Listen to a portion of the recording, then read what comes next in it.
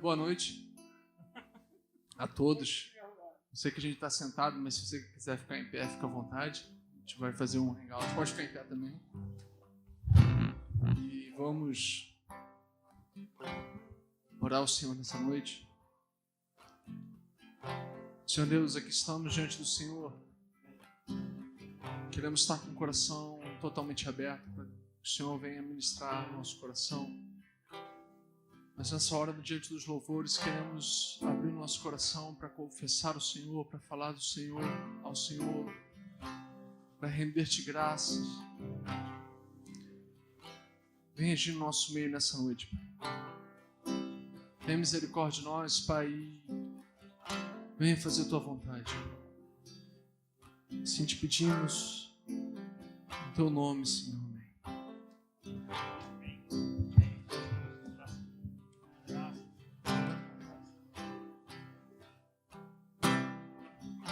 Seguro estou nos braços daquele que nunca me deixou.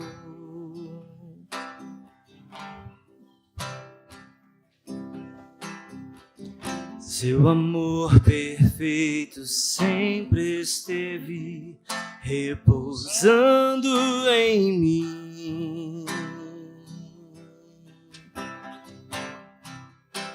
E se eu passar pelo vale,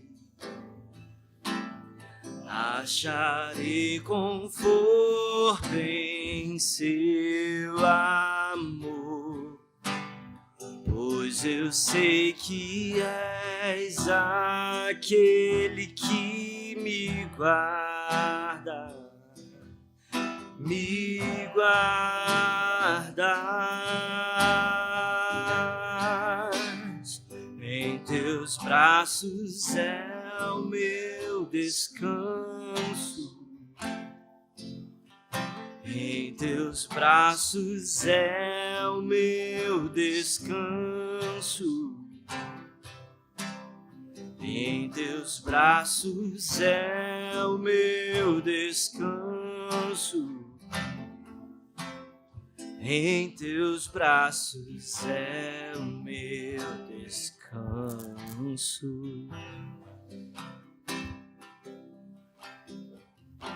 Recaio em tua graça,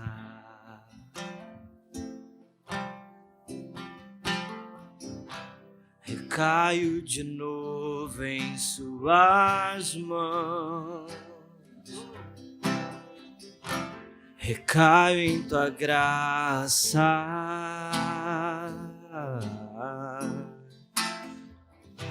recaio de novo em tuas mãos. E se eu passar pelo vale,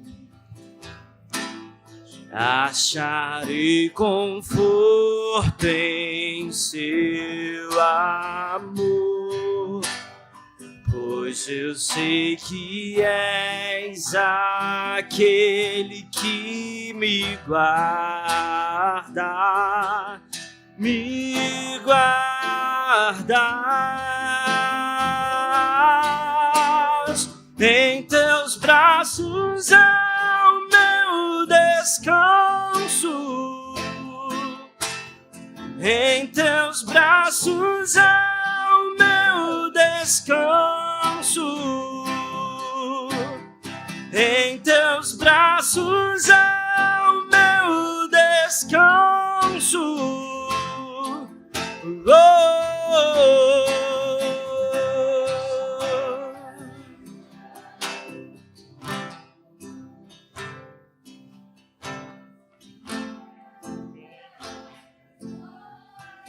Descanso em ti.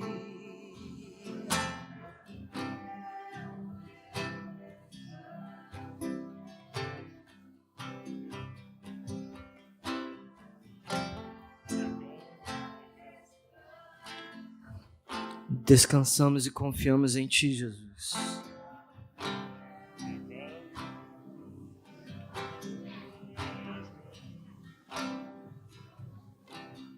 Tudo é pra tua glória, tudo é pra o teu nome, tudo é pra tua glória.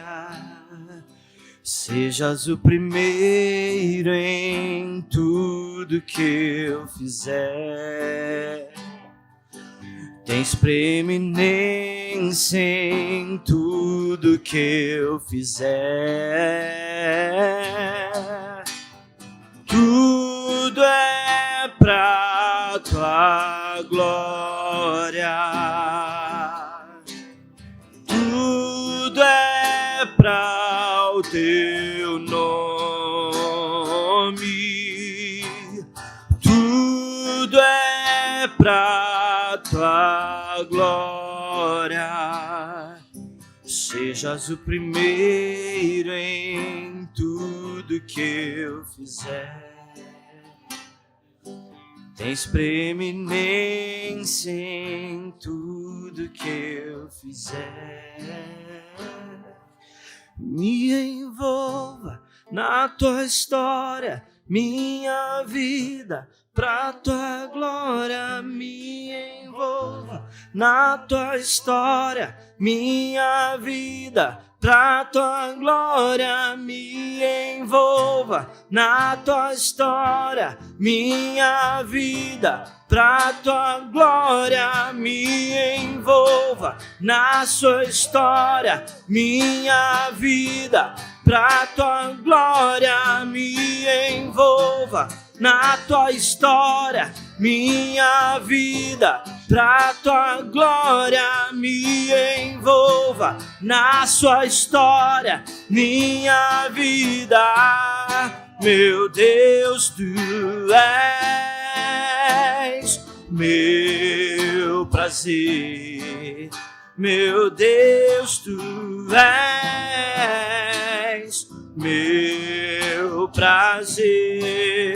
Meu Deus, tu és meu prazer. Meu Deus, tu és meu prazer. Tudo é pra tua glória. Tudo é pra o teu nome. Tudo é pra tua glória. Sejas o primeiro em tudo que eu fizer. Tens preeminência em tudo que eu fizer.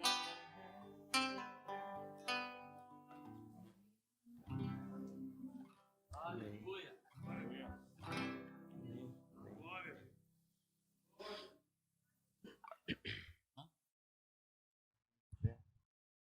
Glória a Deus, pode se sentar, querido.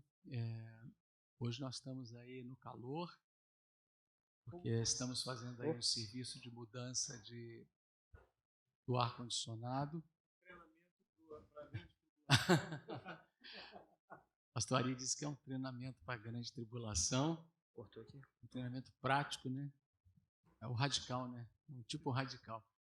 E nós estávamos com os suportes do nosso ar-condicionado apodrecendo, então nós estamos mudando. E graças a Deus por essa oportunidade de estarmos juntos.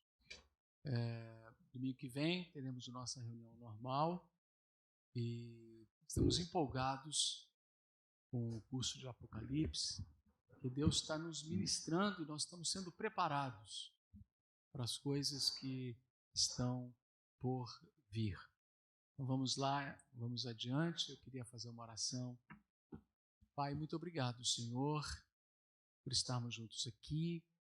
Muito obrigado por aqueles irmãos que estarão assistindo posteriormente.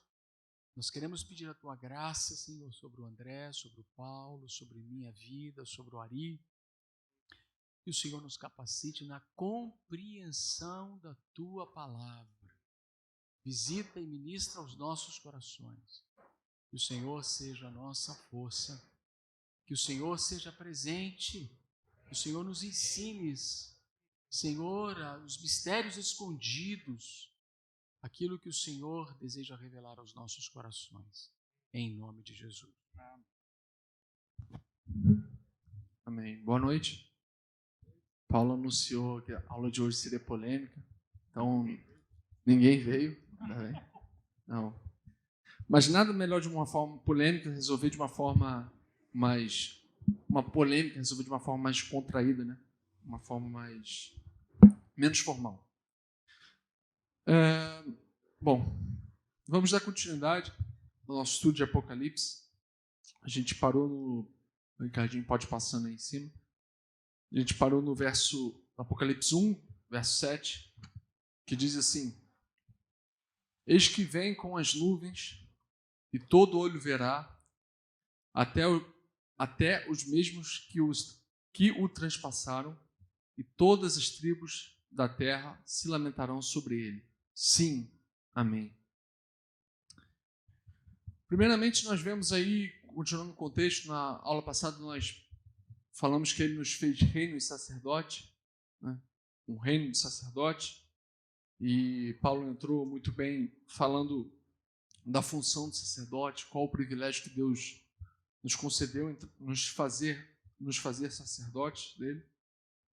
Mas continuando, eu queria frisar logo nesse versículo, eu queria frisar a parte do que ele vem com as nuvens. Mas antes da continuidade do versículo, eu queria recordar com vocês uma pregação que Rafael fez alguns anos atrás, que a gente aqui já começa a abordar a proposta da vinda do Senhor, né? Que diz que ele vem com as nuvens, não já diz sobre a vinda do Senhor. Eu gostaria de convidar vocês a abrirem, então, para a gente dar uma olhada como é que foi a primeira vinda do Senhor. E como era o coração das pessoas que estavam aguardando o Senhor naquela época. Então eu queria pedir para ver se o pastor Ari abrisse em Mateus 2, verso 2. Ver se meu pai abre Lucas 2, 25 a 27. E Paulo Henrique abre em Lucas 2, 37.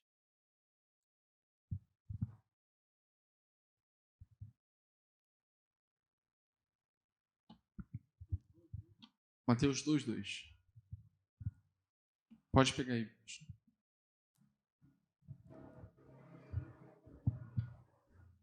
Boa noite a todos. Mateus 2,2 diz assim: E perguntava, onde está aquele que é nascido o rei dos judeus? Vimos a sua estrela do Oriente. É isso? Isso. Vimos a sua estrela do Oriente e viemos adorá-lo. Quando o rei Herodes ouviu isto, alarmou-se, e com ele toda Jerusalém, e convocando todos os principais sacerdotes, os escribas do povo, perguntou-lhes onde havia de nascer o Cristo. Eles lhe responderam: Lê o verso, se puder ler o verso 7 agora. Então Herodes chamou em secreto os magos e inquiriu deles exatamente acerca do tempo em que a estrela aparecera. Isso. Então, aí, a primeira história que vemos, quem estava aguardando Jesus, é a história dos magos, certo? Os pastores estavam no campo, estavam aguardando a vinda de Jesus. Eles viram o sinal e foram atrás do sinal. Agora eu gostaria que meu pai lesse Lucas 2, 25 a 27. Havia em Jerusalém um homem chamado Simeão, que era justo e piedoso, e que esperava a consolação de Israel.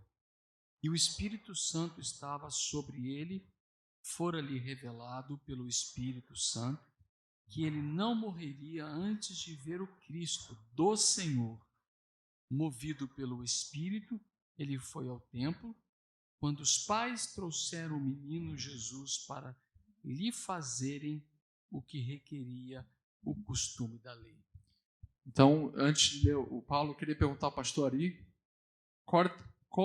quais eram as características de Simeão, como um homem que esperava a vinda do Senhor? O que o texto diz? Por isso. justo e piedoso. A palavra justo no hebraico é tzadik, né? A gente até conversou semana passada sobre isso. E a palavra tzadik, ele traz uma ideia de justo por prática e por ação daquilo que ele faz, né? De justiça. Agora, muito bem. Agora vamos, Paulo, em Lucas 2,37, diz a terceira pessoa que estava aguardando a vinda do Senhor. Espera que eu vou liberar.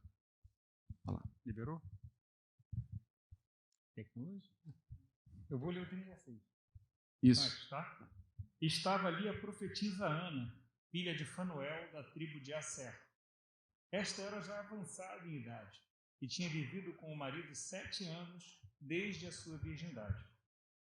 E era viúva de quase 84 anos e não se afastava do templo, servindo a Deus em jejuns e orações, dia e de noite. Então, nós temos esses 3 exemplos. O primeiro, gostaria que qual era a marca do primeiro? Gostaria que alguém respondesse. Do magos, qual era a marca dos magos que estavam esperando o Senhor? O que podemos ver na história? Eles estavam esperando um sinal, eles estavam atentos ao sinal que apontava o Senhor. A estrela, né? A estrela. O sinal dos tempos. O segundo, deixa eu diminuir aqui um pouquinho. O segundo que vemos na vida de Simeão, que era um homem justo, temente a Deus, cheio do Espírito Santo. E diz que ele foi guiado pelo Espírito Santo até o templo. Isso aponta a necessidade do nosso coração. O terceiro, com a profetisa Ana, diz que ela era uma senhora viúva já há 7 anos, seu único marido, e ela não se afastava do templo, servia o Senhor com jejum e orações. Nessa noite nós vamos ver podemos ver apenas como será o sinal da vinda do Senhor. Como se dá a vinda do Senhor. Mas o coração, a vida de justiça e temente a Deus de Simeão, e as práticas de serviço ao Senhor de jejum e oração da Ana, isso cabe a cada um de nós termos. Gostaria que relesse o Lucas 2, 25 a 27, só para a gente ter uma noção qual o perfil de um homem de Deus que esperava pela sua vinda. Havia em Jerusalém um homem chamado Simeão, que era justo e piedoso, e que esperava a consolação de Israel, e o Espírito Santo estava sobre ele. Fora-lhe revelado pelo Espírito Santo que ele não morreria antes de ver o Cristo do Senhor.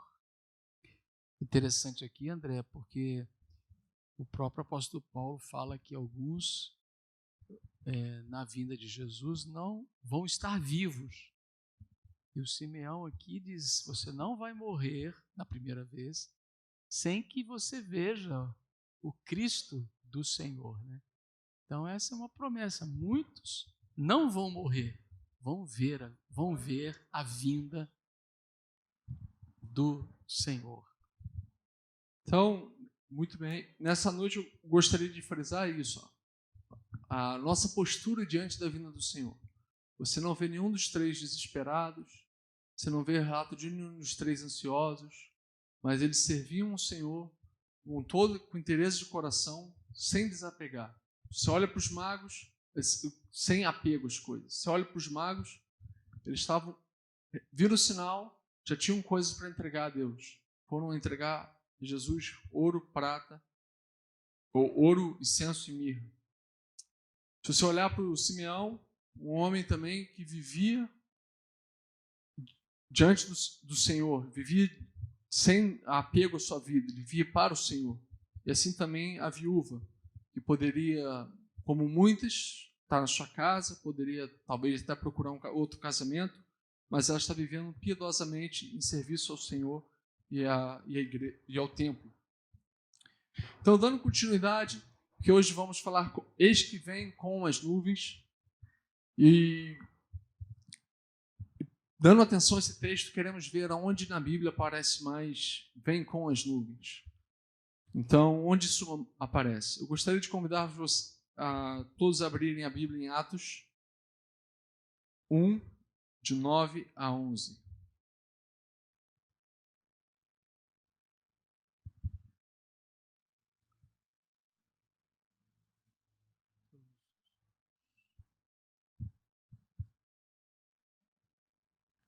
Alguém pode ler?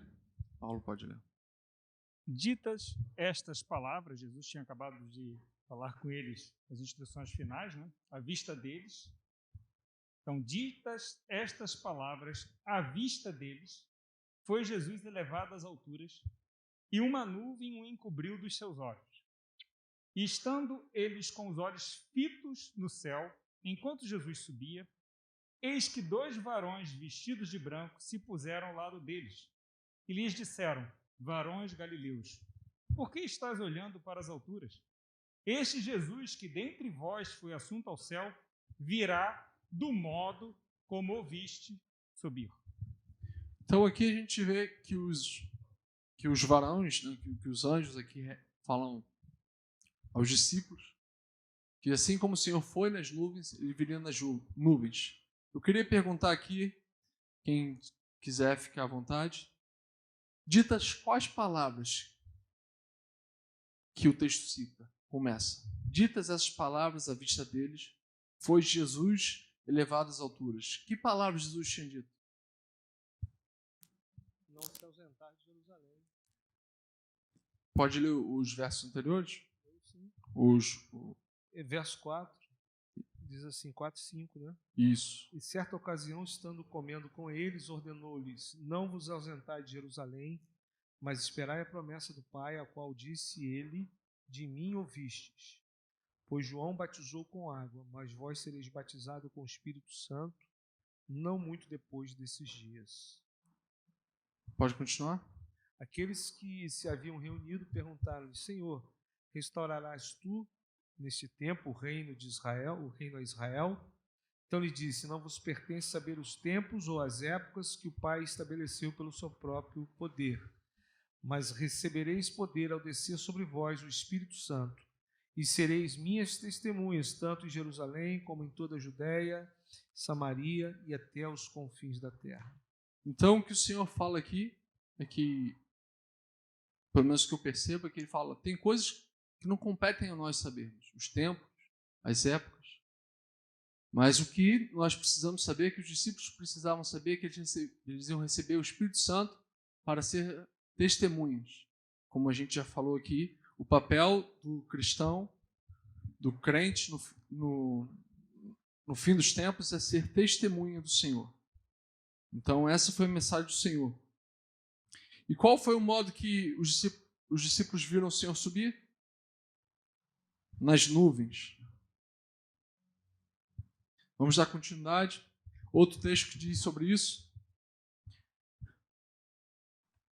É um texto que narra exatamente, a gente vai dar continuidade a esse procedimento, como naquela época eles viram o Senhor subir. Então, se a gente abrir lá em Daniel 7,13, nós vemos o que aconteceu depois da visão que os discípulos tinham.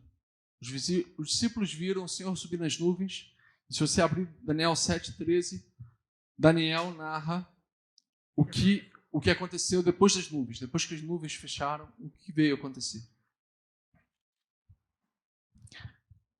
Daniel 7,13 diz assim. Então imagina que você está lendo Atos 1, de 9 a 11, né? A ideia é essa, né? Então a ideia é essa, imagina que você está lendo Atos 1, de 9 a 11, os discípulos viram Jesus subir, ele desaparece nas nuvens, os anjos falam assim, para que vocês estão olhando? Vocês estão olhando do modo como vocês viram ele subir. Então, de que modo eles viram ele subir? Nas nuvens. Todos eles estavam vendo ele subir. Então, desse modo como vocês viram ele, vocês vão ver ele voltar, ok? É isso que ele está falando. E aí, assim que ele subiu na nuvem, eles pararam de ver Jesus. E para onde Jesus foi? É isso que Daniel vê em revelação em Daniel 7, ok? Então vamos lá, Daniel 7,13 diz assim. Eu estava olhando nas minhas visões da noite, e eis que vinha com as nuvens do céu, um como filho do homem. E dirigiu-se ao ancião de dias, e o fizeram chegar até ele. Então aqui você já pode ver que Jesus sobe nas nuvens e Daniel vê Jesus chegando com as nuvens até o Senhor, até o ancião de dias. Então, continuando, verso 14. E foi-lhe dado domínio e glória e o reino para que os povos, nações, homens e todas as línguas o servissem, e o seu domínio é domínio eterno, que não passará, e o seu reino jamais será destruído. Isso é o que aconteceu logo depois da subida do Senhor. E ainda temos o Salmo 110 que descreve essa mesma cena. Que o Senhor... Pode ler, Paulo?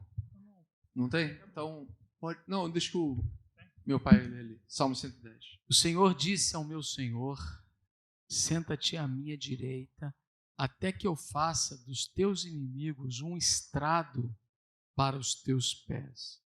O Senhor estenderá o cetro de seu poder desde Sião e dominarás sobre os teus inimigos. Pode continuar. Quando convocares as tuas tropas, o teu povo se apresentará voluntariamente, trajando vestes santas, desde o romper da alvorada, os teus jovens virão como orvalho. O Senhor jurou e não se arrependerá. Tu és sacerdote para sempre, segundo a ordem de Melquisedeque. O Senhor está à tua direita. Ele esmagará reis no dia da sua ira.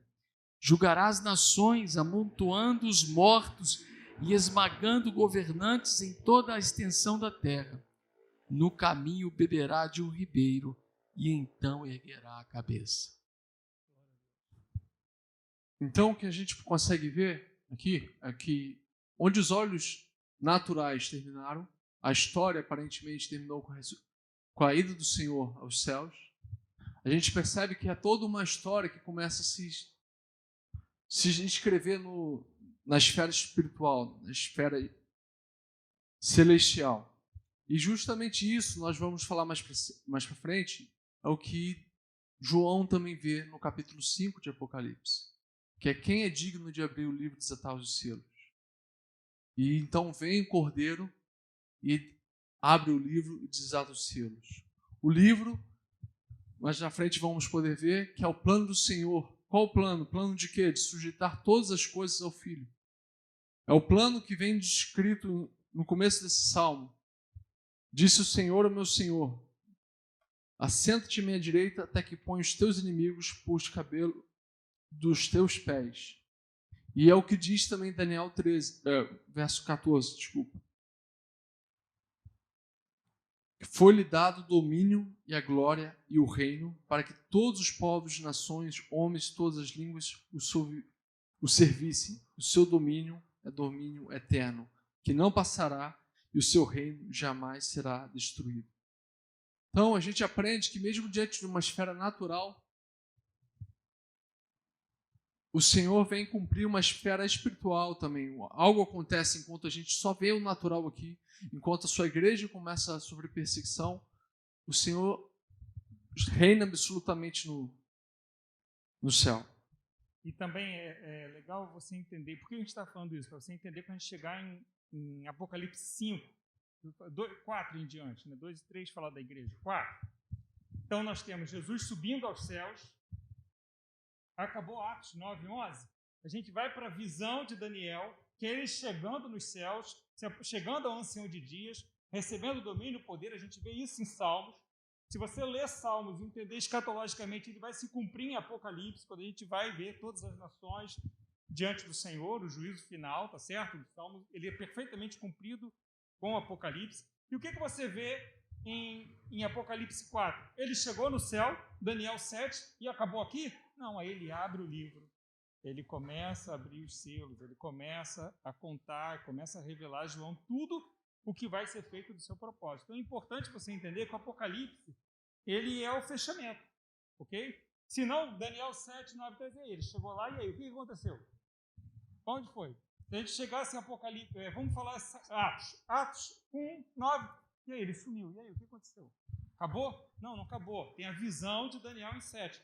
Tá, acabou Daniel 7 agora. Acabou? Não, não acabou. Em Apocalipse, continua a próxima cena. Então, a revelação está toda ali nas Escrituras, tá certo? O Apocalipse, ele fecha todo o propósito. Ele vem linkar todo o propósito. Bom, então o assunto dessa noite é a vinda do Senhor.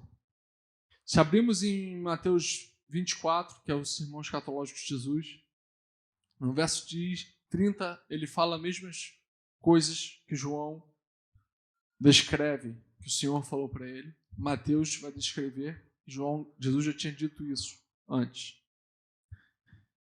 24, versos 30 diz assim: Então aparecerá nos céus o sinal do Filho do Homem, e todas as tribos da terra se lamentarão, e verão o Filho do Homem vindo sobre as nuvens do céu, com poder e grande glória. Paramos aí. Então, o que temos até aqui, então? Temos que, em Apocalipse 1,7, diz: Ele virá, todo olho verá, eis que vem com as nuvens, e todo olho verá, até mesmo os que transpassaram, e todas as tribos da terra se lamentarão sobre ele. Aqui em Mateus 24, 30, Jesus diz: Então aparecerá um sinal do céu, e o Filho do Homem, e todas as tribos da terra se lamentarão, e verão o Filho do Homem vindo sobre as nuvens do céu, e com poder e grande glória. Então, como o Senhor virá? Nas nuvens. Agora, temos o assunto da vinda do Senhor no momento quando o Senhor virá. E isso é assunto... Pode passar aí, cara? Isso é assunto tratado a ferro e fogo. É assunto que dá muito conflito. É fla-flu, como está ali, a torcida do Botafogo pequena, o Paulo botou de propósito. Briga de torcida. É um assunto nem esquerda e direita, mas não é para ser tratado assim. Vamos continuar? Como deveríamos tratá-lo? Ore, confie no Senhor, na sua palavra, na inteligência, na emoção. A inteligência e a emoção não são os arbítrios do coração do cristão, mas a paz de Cristo. Então, o primeiro ponto, devemos tratar esse assunto sobre a vinda do Senhor como a paz de Cristo sendo um arbítrio em nossos corações. O segundo ponto é, não temos a pretensão de estabelecer um ponto final aqui na discussão, em um assunto tão controverso na igreja, na história da igreja. Sim, o terceiro ponto, iremos por aqui expor aquilo que temos entendido e visto nas Escrituras. Isso não só eu, Paulo, mas também que temos estudado, né? Pastor Ari, que é o mestre que sabe. E o quarto ponto, não rejeite ou aceite de braços abertos, de pronto, o que você vai ouvir. Antes, como os irmãos de Beré, que tinham os costumes de... foram elogiados por Paulo, que tinham costumes de verificar na palavra, nas Escrituras, se aquilo condizia com as Escrituras, nós venhamos a fazer as mesmas coisas. A nossa única regra é a fé prática. Então, pode passar?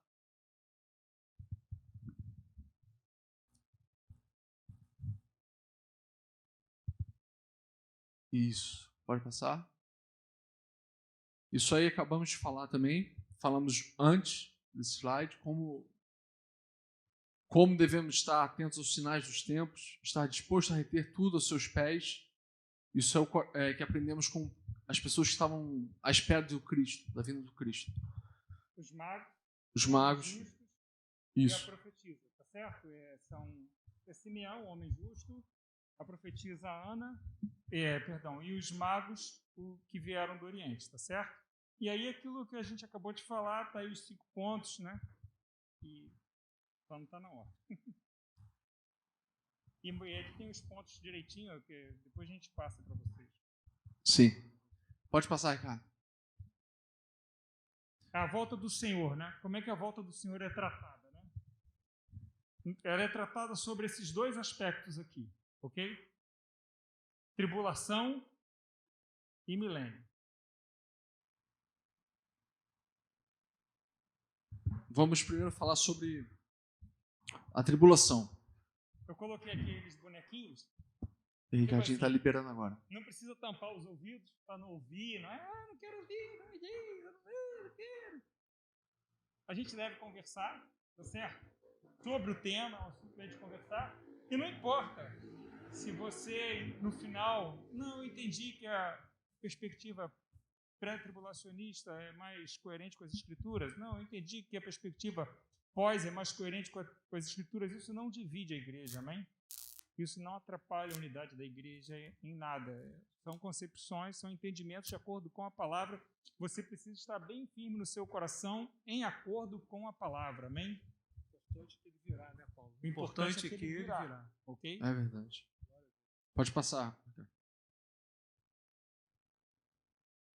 Então, nós temos uma linha que diz a respeito à tribulação, a crianças, como será o período da tribulação. Temos uma linha histórica que começa com o pensamento cristão da igreja de pós-tribulacionismo, com Irineu, Justino, Hipólito e Didaqui. Esse pós-tribulacionismo é que a igreja passará pela tribulação. Em 374 surgiu a hipótese do pré-tribulacionismo com pequenas citações. Deixa eu só fazer um ponto aqui, isso que o André está explicando. Quando nós temos a era apostólica da igreja, surge o ensino apostólico da igreja, você tem ali Irineu, Justino, eles são os pais da igreja, eles escrevem sobre a fé cristã. Todo pensamento cristão, quando pensava no Apocalipse, ele era pós-tribulacionista, ou seja, a igreja passa pela tribulação e então ela é arrebatada, ok? Esse é o pensamento inicial da igreja. Ele não é nem majoritário, ele é único, não tem nem discussão. Mais à tarde, quando a igreja vai desenvolver um pensamento pré-tribulacionista, ela procura nos pais da igreja onde tem essa citação. Não, a gente não pode ter tirado isso do nada. Quem pensou isso? Depois de 10 anos estudando todos os pais da igreja, acharam apenas uma citação desse irmão, que é o Efraim da Síria, é um irmão importante dentro dos pais da igreja, tá? Uma citação que, tirada do contexto, parece sugerir um pré-tribulacionismo. Parece. No contexto, ela não significa isso.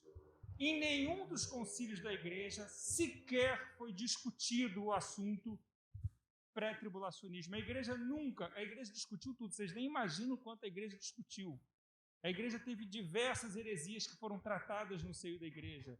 E nunca a igreja, não existe um registro histórico que a igreja tenha sentado para discutir isso. Ou seja, o pensamento pós-tribulacionista, ele sempre seguiu unânime na história da igreja.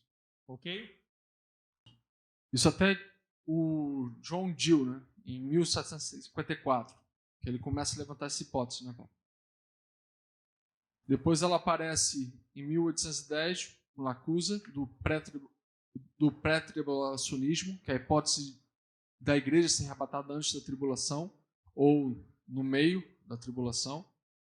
John Gill é um pastor batista, ele cita o pré-tribulacionismo, mas não ensina ele sistematicamente. Lacunza é um jesuíta e ele ensina isso no Chile pela primeira vez. Então, em 1810, se a gente for pensar assim, 1800 anos depois, quase 1800 anos depois do cristianismo, entendeu? Entre Efraim e John Gill são 1380 anos. 1800 anos depois, o cristianismo já era um velhinho de 1800 anos, a igreja ela passa a ter um entendimento do pré-tribulacionismo. O que é isso? Que o arrebatamento seria anterior à tribulação. E o primeiro a ensinar isso é Lacunza, é um jesuíta, ele ensina isso no Chile. Então, a partir de 1810, nós passamos a ter dois pensamentos na igreja a respeito da tribulação, ok? Isso. Pode passar aí, cara. Então ali está 1810, uma coisa, pode abrir. Então começa o ensinamento e aí a escola pré-tribulacionista é minoritária e majoritariamente a igreja continua pensando que a igreja vai passar pela tribulação. Pode passar, Ricardo? Então, em 1812, pode passando? Isso. Em 1812 começam novos escritos, novos ensinamentos sobre mais pessoas se engajando no pré-tribulacionismo. Assim, Edward Irving, Margaret MacDonald, John Nelson e Derby, em 1820, né? Pode passando, estão os nomes aí em cima. Só para ver que o pré-tribulacionismo é uma crença recente que se tornou majoritariamente bem recente, como ele está dizendo. O pré-tribulacionismo ele passa a ser a corrente majoritária da igreja depois de John Nelson Darby. Darby ele desenvolve, ele é o primeiro a desenvolver sistematicamente o pré-tribulacionismo, tá certo? Ele é o primeiro. E essa corrente ela ganha a Bíblia Scofield. Vocês conhecem a Bíblia Scofield? Ela ganha as páginas da Bíblia Scofield, que é uma Bíblia de estudo famosa. E aí depois você tem a teologia sistemática de Schaeffer. E aí você tem um seminário também nos Estados Unidos que ele abraça e vai formar missionários pelo mundo todo. Alcança o Witness Lee e aí ela se torna a corrente majoritária e o pós-tribulacionismo passa a ser minoritário. Isso. Então, o pré-tribulacionismo vai se dividir ainda em arrebatamento em um único evento ou um arrebatamento em 2 eventos. A gente vai ver isso no próximo slide.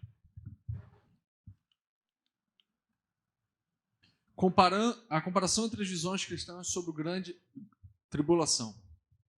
Então, o pré-tribulacionismo, como a gente pode ver ali, ela acredita que antes de começar a grande tribulação, Cristo vem, a igreja vem secretamente, né? A igreja é arrebatada nesse momento, passa a grande tribulação, o Senhor vem numa segunda vinda, por assim dizer, ou uma vinda aparente, e vem estabelecer seu reino para começar o milênio. Depois do milênio vem o juízo final. Essa é a crença, de uma forma bem sucinta, pré-tribulacionista. Então, você tem a vertente mid-tribulacionista, que acontece da mesma forma, mas só que se dá no meio, se passa 3 anos e meio dos 7 anos, e tem o Senhor vem e há o rapto da igreja, depois o Senhor realmente vem, de fato, onde todo olho verá, e as tribos se lamentarão na segunda vinda com a igreja. E tem a pós-tribulacionista, que foi sempre a visão da igreja primitiva, e que hoje é minoritária nas igrejas dos nossos dias, que diz que o Senhor vem depois da grande tribulação, a igreja é arrebatada depois da grande tribulação, e a gente desce com o Senhor para estabelecer o reino dele aqui nessa terra. Então é como se o Senhor vem nas nuvens, a gente vai ao encontro dele nas nuvens e a gente desce junto com ele para iniciar o milênio aqui na terra. Alguma pergunta?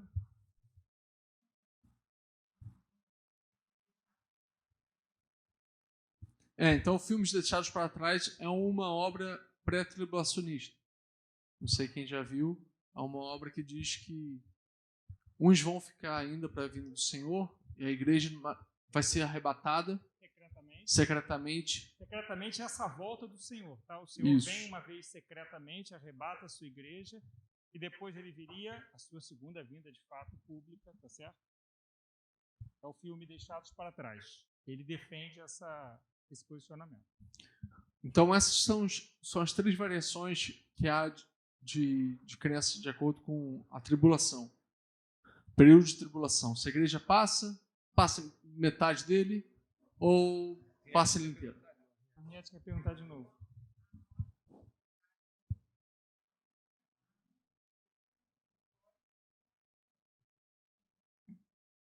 Aí eu tenho que perguntar aos pastores, por isso que os vamos pastores lá. estão aqui. Nesse aspecto, eu acho que a gente precisa ser muito bíblico, né? E nós não encontramos base bíblica em nenhum lugar que nos mostre uma vinda de Jesus secreta. Apocalipse 1:7 diz que todo olho o verá.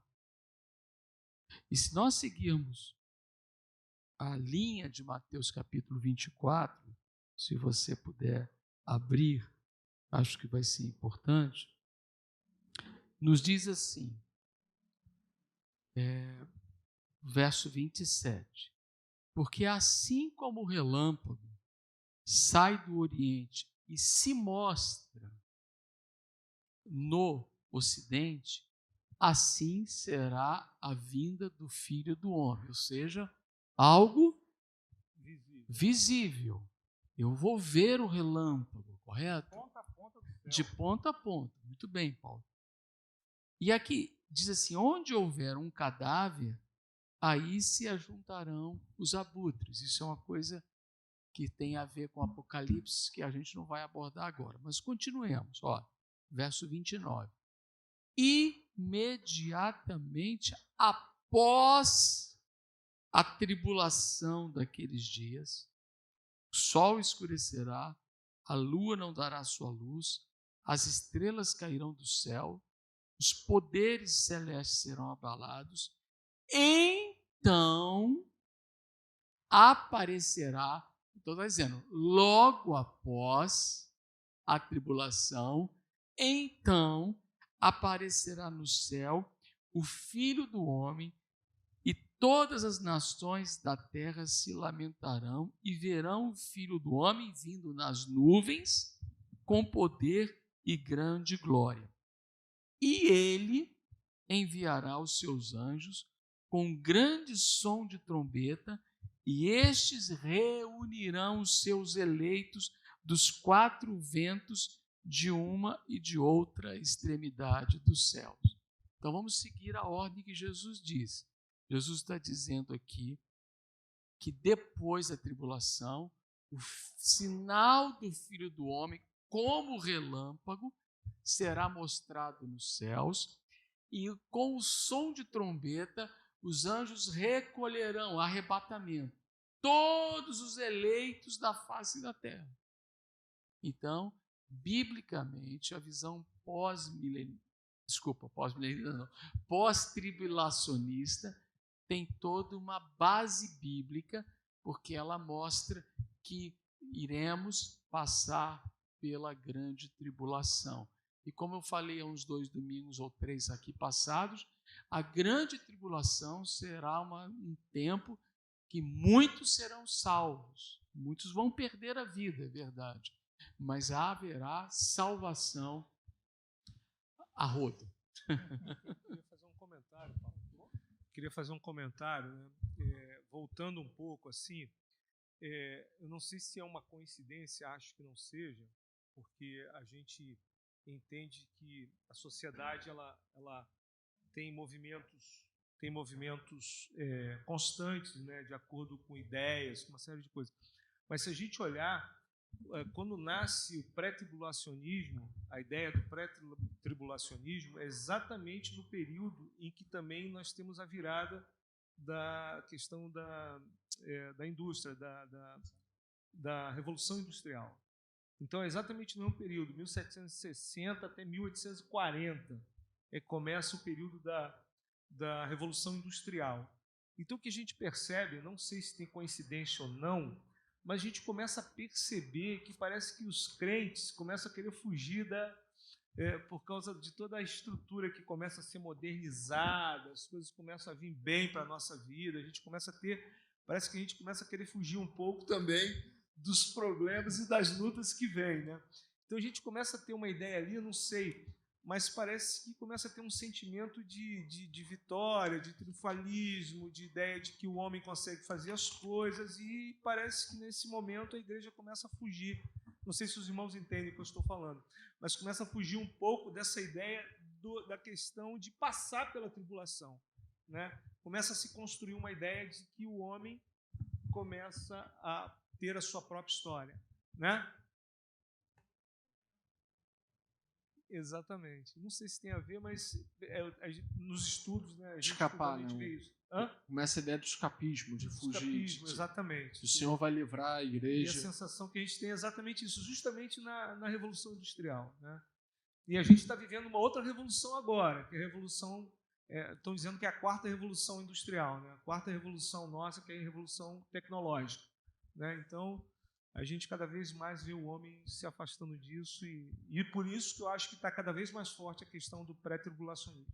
E a gente vai tratar todos os textos, tá? Nesses dias a gente vai tratar todos os textos, vocês vão ouvir os textos, vocês vão caminhando com a gente com os textos, vocês vão ver que o que a gente está falando é Bíblia, e a gente gostaria apenas isso. Quem estiver assistindo a gente em casa também, veja se é assim que está nas Escrituras, certo? Olha as Escrituras, a gente vai tratar todos os versículos que a gente puder para tentar pacificar essa dúvida no coração dos irmãos. Sim. Então, o primeiro ponto que abordamos é a visão da igreja na questão da tribulação. Agora, outro tema que é bem abordado é a questão do milênio. Próximo slide, isso aí. Então, o milênio. Outro assunto que é muito discutido. Por diferenças. Só para lembrar, nós passamos então a igreja, os irmãos entenderam, nós somos pós-tribulacionistas. Ok? Isso quebrou muitos paradigmas no nosso meio, né? Eu confesso para os irmãos que eu achava que nós éramos eu já vivia na Revolução Industrial lá, entendeu? Achando que eu não ia passar, quer dizer, eu acreditava no meio da tribulação, né? Enfim, aí André. E a gente vai abordar os temas, entrar mais a fundo. Se tiver dúvida, o pastor está aí para responder. Então, a questão do milênio tem amilenismo, né? Que acredita que não tem o milênio. A gente vai ver as posições aqui, cada um vai se posicionar de forma a defender para se fazer uma separação melhor. Pré-milenismo, pós-milenismo. E nisso tem o pré-milenismo histórico e dispensacionalismo. Pode passar. Então, para ficar mais didático, a gente separou a função de cada um. Não é o que cada um defende, não. Não é necessariamente o que cada um defende ou que acredita. Botaram exatamente o que eu acreditava. Aqui, isso só foi armação. Mas tudo bem, graças a Deus que mudei tudo. Bem? Então, a gente vai vendo os pontos para você perceber a melhor diferença de cada um deles. E aí você esquece, peraí, ele está falando qual visão? Então aí você olha para o papel aqui, ou algo do tipo, e relembra.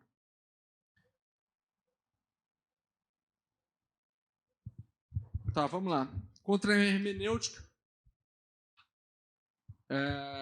Hermenêutica é o estudo do texto. Isso. Como você entende aquelas escrituras, a ferramenta que você utiliza para entender as escrituras ali, tá certo? Basicamente. É a colher da sopinha lá. Isso. Já foi o papel embora. Deixa eu pegar de volta. André se deu bem, pegou o página. Vamos lá. Quanto a hermenêutica, o pós-milenismo, acho que a maioria das coisas, de certa forma, não é literal. O Apocalipse é muito alegórico. E é basicamente isso. Eu concordo com ele. Eu, como milenista, concordo nisso com os pós-milenistas, que não é bem assim, a profecia não deve ser tratada de forma literal. Então, quando o pastor Israel leu aqui Mateus 24, eu vou usar uma interpretação um pouco mais elástica para isso ali. Eu já, como pré-milenista histórico, né, reafirmando que a igreja toda, que eu concordava com a igreja toda até 1800 e pouco, eu acredito na veracidade, na inspiração das Escrituras. E eu me apoio nas Escrituras. É fato que as Escrituras têm muitos símbolos, muitas metáforas, mas essas são maneiras de Deus se revelar ao homem de forma que o homem possa entender tudo o que está sendo transmitido. Ok, eu como Pode. dispensacionalista, eu acredito o seguinte, que Jesus vai chegar, o milênio vai ser implantado ou no início dos 7 anos ou na metade dos 7 anos. Então, era mais ou menos aí também, foi um nascimento lá de 1800 e pouco, não é isso? Que nasceu a ideia do pré-milenismo, do pré-milenismo. Não, ali era pós-tribulacionismo e pré-tribulacionismo. Aqui a gente... contra a hermenêutica. Concordo com você. Nós somos iguais. Eu, pastor Geraldo, Estamos em concordância. Estamos juntos aqui, vamos chegar juntos. Tá, segunda vinda do Senhor, eu como pós-milenista, eu acho que ocorrerá depois do milênio. Por isso que vem até o nome pós-milenismo. Eu acho que o Senhor vem só depois do milênio. Eu, como amilenista, Fala no microfone.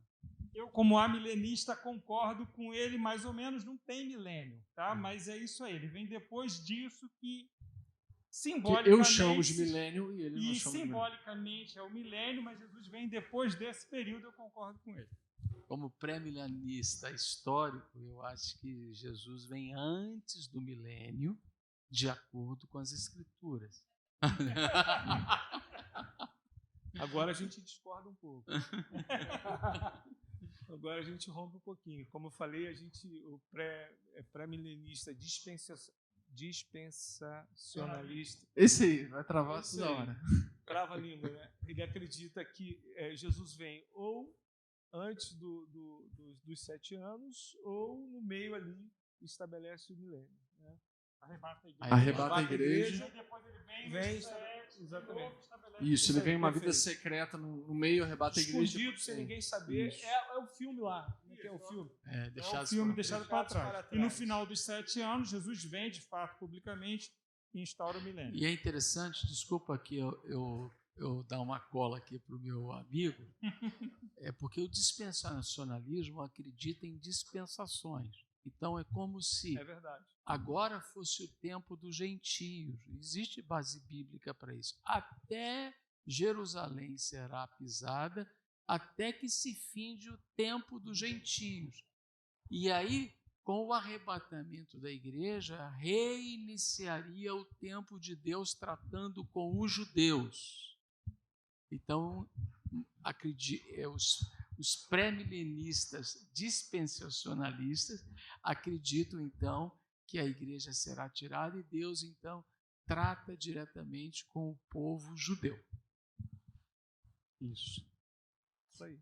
Quanto ao período do reino, o reino teve seu início, primeiro advento com Jesus. Então, eu acredito que Jesus iniciou o reino, né, como pós-milenista.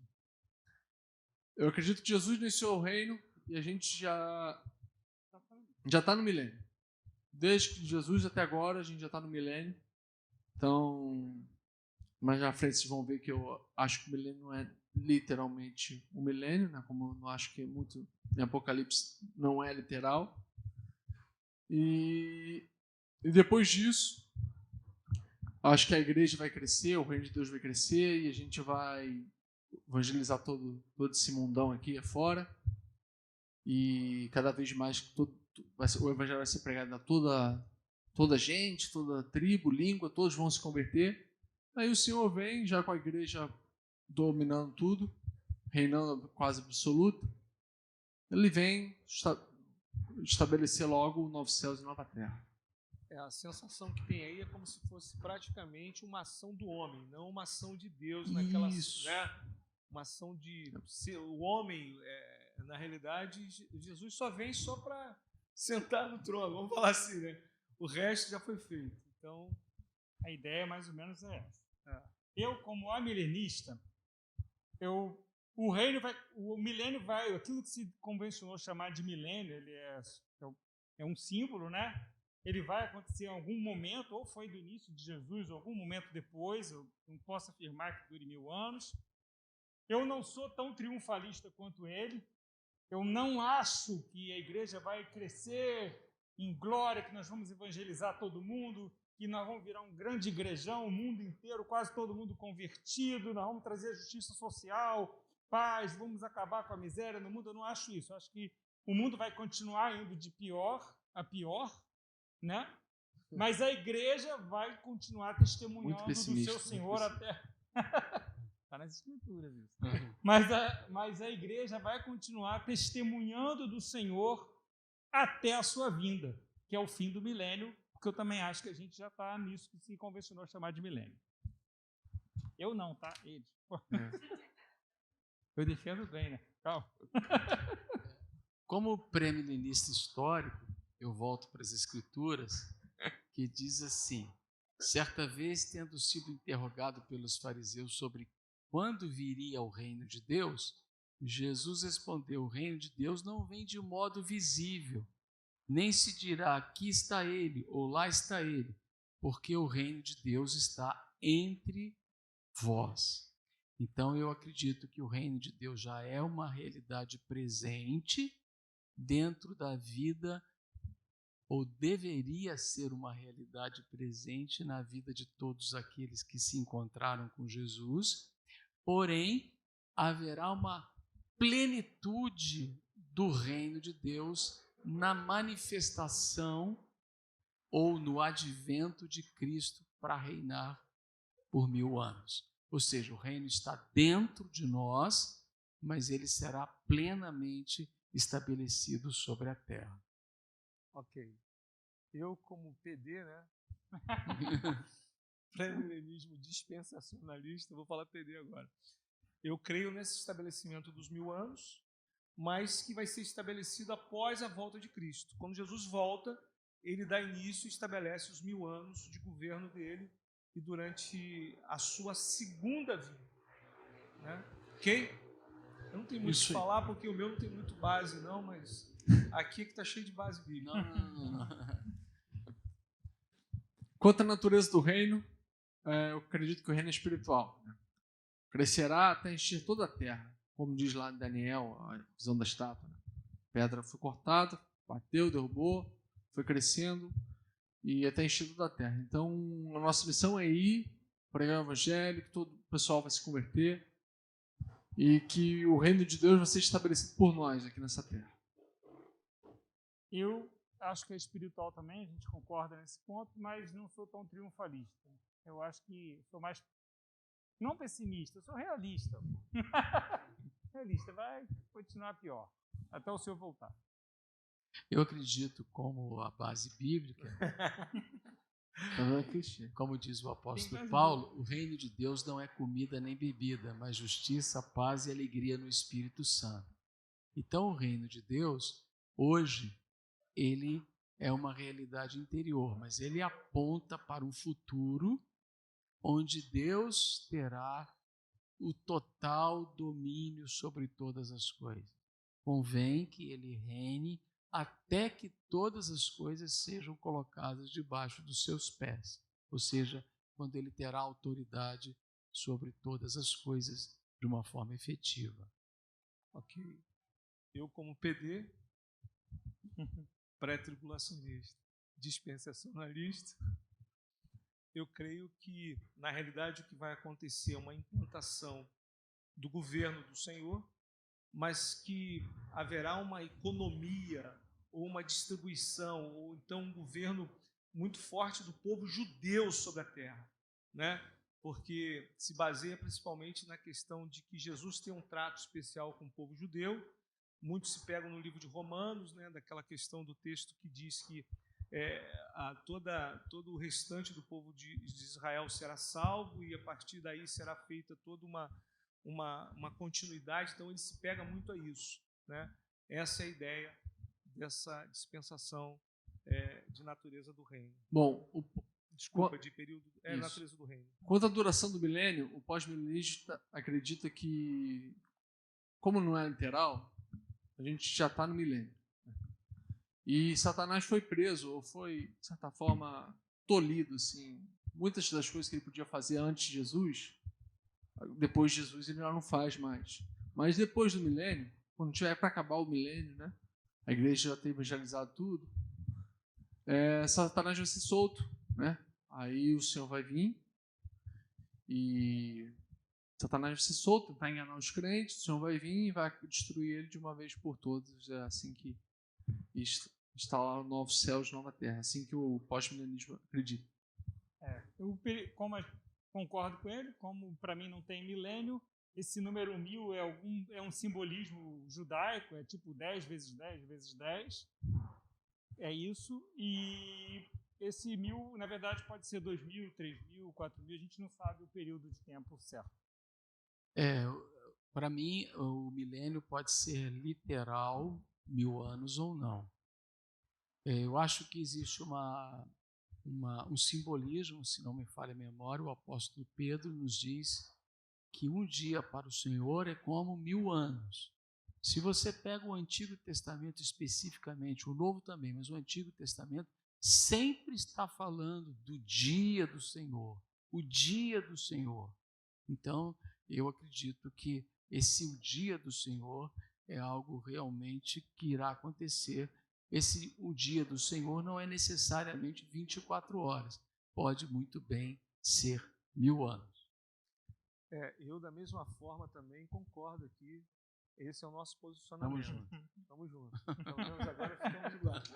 É a mesma concordância, ok? Agora você já sabe porque eu e o Paulo estão na mesa e os dois estão na cadeira. Por isso é que a gente sentou assim. Então, quanto à prisão de Satanás e a situação atual, o pós-milenismo, acredito que na morte e ressurreição de Jesus, Satanás foi limitado em sua relação às suas habilidades de enganar as nações e evitar que elas ouçam a verdade sobre Deus e gênero do texto. Eu concordo com ele. Parceiro, a diferença basicamente é que você acha que isso não é milênio. Eu chamo isso de milênio. Vocês vão de convir comigo, que é uma visão muito ingênua, né? De achar que Satanás está limitado demais. Ou está superestimando Satanás. Né? Mas brincadeira. A gente respeita muito o entendimento, até porque essas não são doutrinas que vão levar ninguém para a salvação, no sentido, nós somos salvos através de Jesus Cristo, tá? Mas a segunda vinda futura de Jesus fará com que Satanás seja preso. E no momento, ele há de comandar o reino deste mundo. Isso é fantástico, porque se cumprirá o que diz lá Isaías, né? O menino brincará com a serpente, a ovelha comerá junto com o leão, ou seja, haverá um tempo de justiça, um tempo de paz, e esse é um tempo do governo de Jesus sobre a terra. Nós concordamos mais uma vez. Amém. Parece até que foi bola rolada. Você viu? Pode passar o Ricardo. Nós concordamos. O Ricardo está assistindo aula aí no... Ricardo, Na tribulação. Tem pergunta? Fale.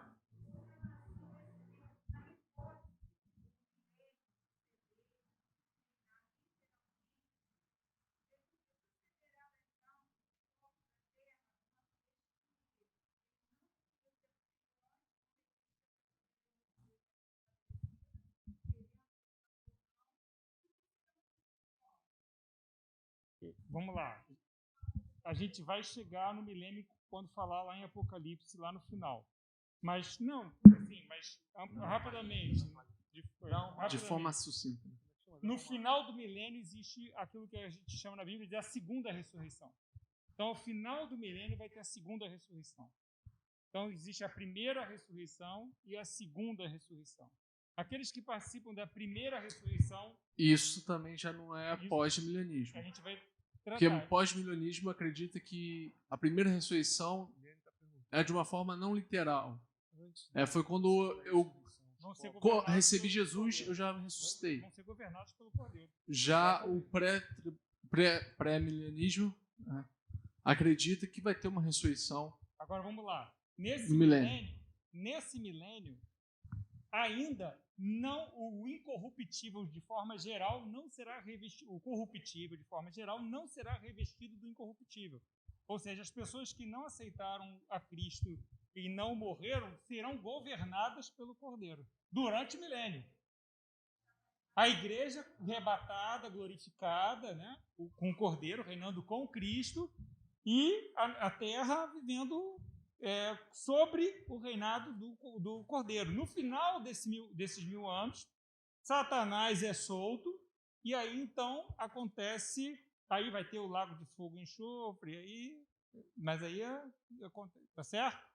Então, mais ou menos isso. Então, vão haver pessoas que serão governadas pelo Cordeiro. O Cordeiro reinará sobre toda a terra. Eu acho que é milênio. como a gente sempre diz que Satanás tenta imitar as coisas de Deus, na verdade, o anticristo, ele deseja exercer esse domínio mundial. É um domínio que pertence por direito a Jesus Cristo, mas ele usurpa esse governo mundial. Após o anticristo ser derrotado pelo sopro da boca de Deus, como diz Apocalipse, nós veremos então o governo de Deus sendo estabelecido. Não significa que como Paulo diz, todas as pessoas vão se converter, mas significa que haverá um tempo de paz, de justiça e de retidão sobre a terra. Acredite, tem gente que não gosta disso. Mais alguma pergunta? Aproveita que o pastor está aqui. Posso só fazer um comentário sobre isso? No livro de Isaías, no capítulo 32, isso traz também um apontamento profético. Verso 1 diz assim, reinará um rei com justiça e dominarão os príncipes segundo o seu juízo. Então a gente crê nisso. Será o governo milenar do Senhor, né? Ele, como rei, né, com justiça, e príncipes, né, que é a igreja, eu creio, o que a gente crê, o que as escrituras nos levam a ver é isso, que junto com ele, a igreja estará também agindo nos governos, até porque também o mundo vai, pelo que a gente lê, isso sem dar spoiler, a gente vai ver na frente, mas o mundo vai ver uma redução populacional muito grande. Vai haver eu não quero dar spoiler não, para não ficar, mas vai haver uma mudança completa também das estruturas sociais em todas as áreas do mundo, né? Principalmente quando o Senhor entrar. Isso aí, correndo um pouquinho para terminar. Terminando? Isso, com a tribulação, o pós-milenista acredita que ocorreu na época da destruição de Jerusalém. A grande tribulação, Jesus estava falando naquele período. Quando teve Tito, Vespasiano, Isso. tá certo? Para mim, que sou milenista, a igreja está vivendo a tribulação. Então, isso que a gente está vivendo aqui já é a grande tribulação. Para minha visão pré-milenista histórica, a igreja viveu uma sombra da tribulação na época de Tito, de Vespasiano, que é apenas uma figura da grande tribulação que a igreja há de atravessar na antecedente volta de Cristo. No caso, na visão do pré-tribulacionista dispensacionalista, ele tem a ideia de que são 7 anos de grande tribulação, sendo que 3 anos e meio mais intensificada, e no meio desses 3 anos acontece a volta do Senhor. A igreja é arrebatada.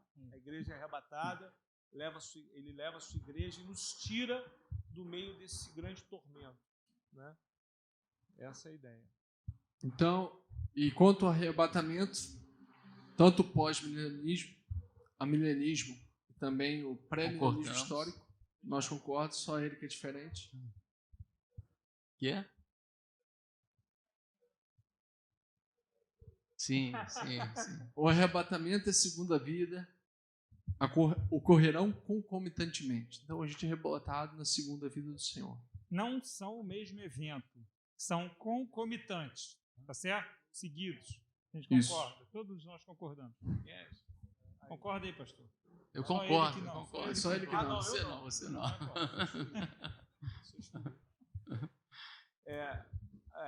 Ele crê na questão do arrebatamento que ocorrerá antes dos 7 anos ou 3 anos e meio. Ou nos 3 anos e meio. Então, os 3 aqui concordam, mas eu estou fora dessa concordância aí. Não sei se com essa dinâmica a gente conseguiu botar um pouco das diferenças e divisões que há hoje ainda dentro das igrejas, de denominação para denominação, até dentro da própria igreja há de pessoa para pessoa.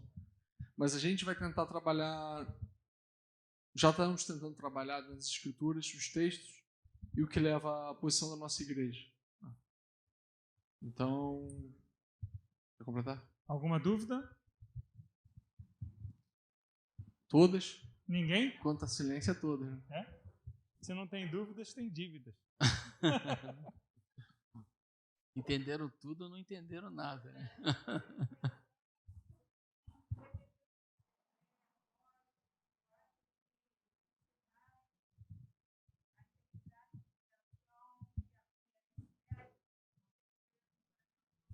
Amém. Amém. Amém. Isso mesmo. A gente fez essa hangout, né, aqui para fazer um pouco diferente, para não ficar igual toda quarta. Mas a gente brincou algumas vezes, mas só para compartilhar com os irmãos que nós temos irmãos preciosos que defendem o pós-milenismo. Nós temos irmãos preciosos que defendem o amilenismo. Nós temos irmãos preciosos que defendem o pré-milenismo histórico. E nós temos irmãos preciosos que defendem o pré-milenismo dispensacionalista. Tá certo?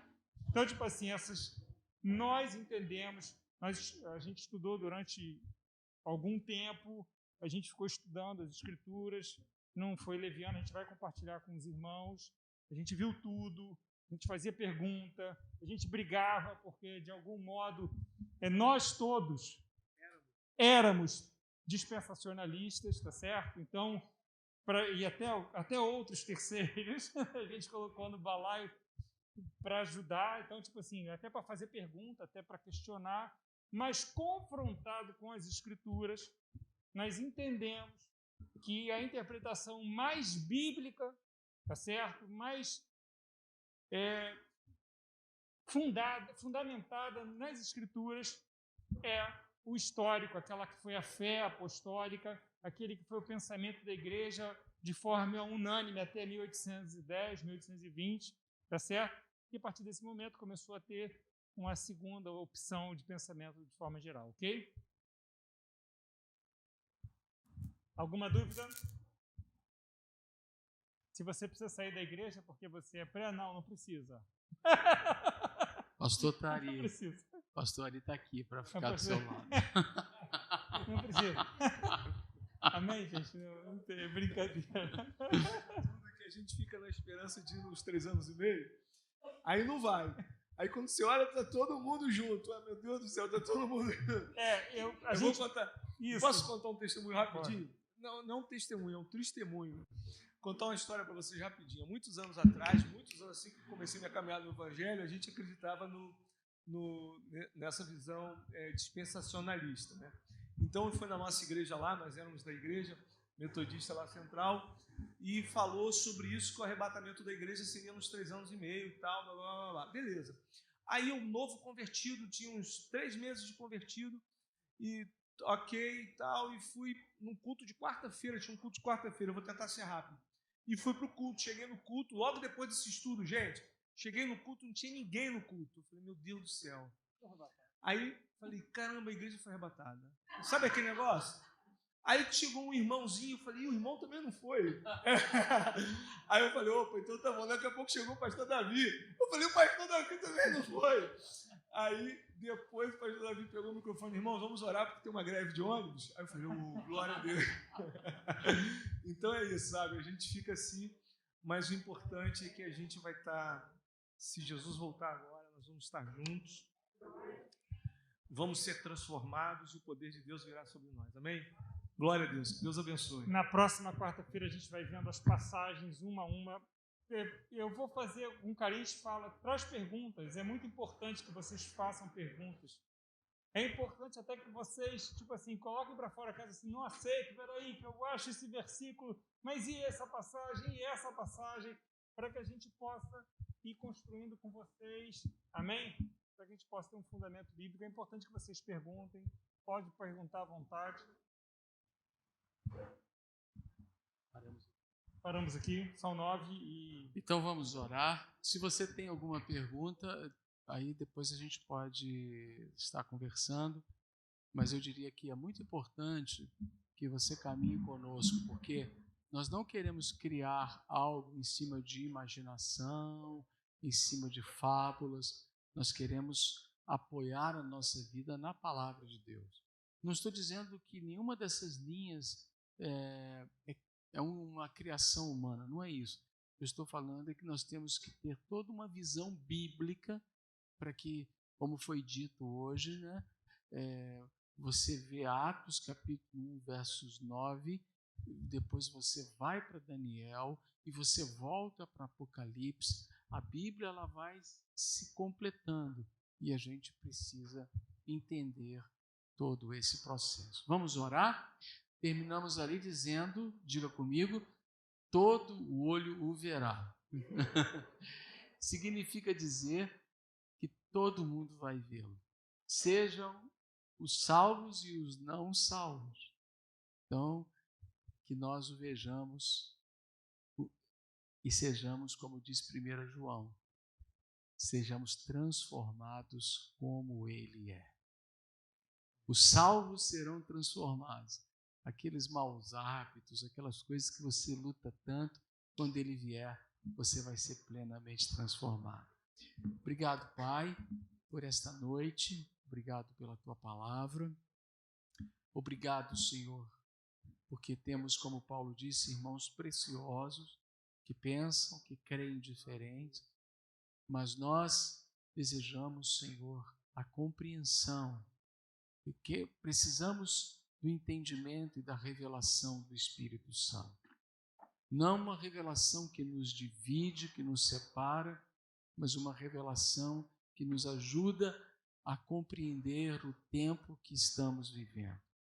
A semelhança daqueles magos que discerniram o sinal nos céus e se desprenderam para ir ao encontro do recém-nascido, nós queremos estar atentos aos sinais dos céus e desprendidos para que, quando a trombeta tocar, sejamos arrebatados. A semelhança, Senhor, de Simeão, que cheio do Espírito Santo, ouviu o Espírito Santo, lhe dando orientações, nós também queremos estar dependentes do Espírito Santo. Enquanto tu não vens, queremos ser fiéis na nossa oração, nos nossos jejuns, no nosso trabalho, na vida de santidade, aguardando como Ana o teu retorno. Obrigado, Senhor, nos prepare e seja conosco, levando-nos para as nossas casas debaixo da tua bênção, em nome de Jesus. Amém. Não, Deus abençoe.